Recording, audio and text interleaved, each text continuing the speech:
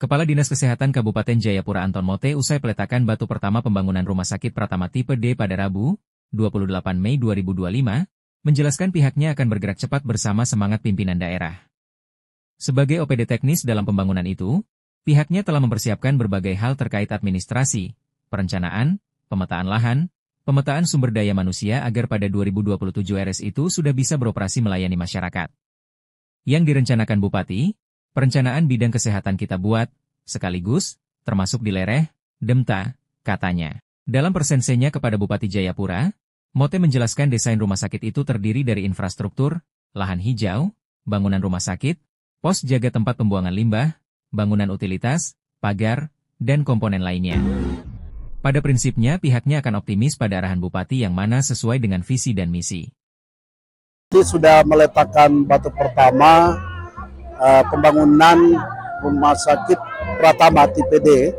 Ini salah satu program bagaimana kita mengurangi angka kematian di Kabupaten Jayapura, terutama di wilayah pembangunan 5. Kita ketahui jarak dan akses yang cukup jauh, bagaimana masyarakat di wilayah 5 harus merujuk sampai ke Yowari, Rumah Sakit Dok 2, Rumah Sakit AB, itu cukup jauh sekali.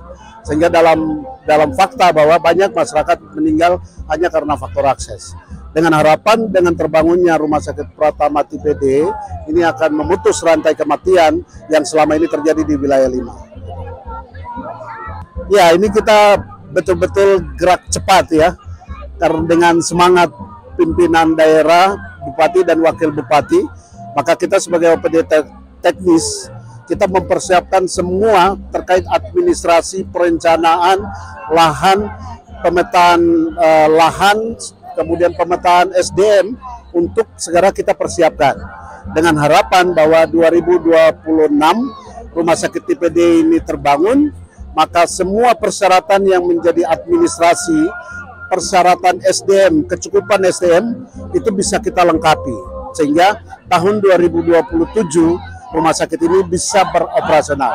Demikian. Dalam perencanaan dengan perencanaan pembangunan untuk bidang kesehatan kita buat sekalian, ya, termasuk yang tadi disampaikan oleh Pak Bupati di Lereh, Demta, dan juga di hari ini di Rungguai, dan juga di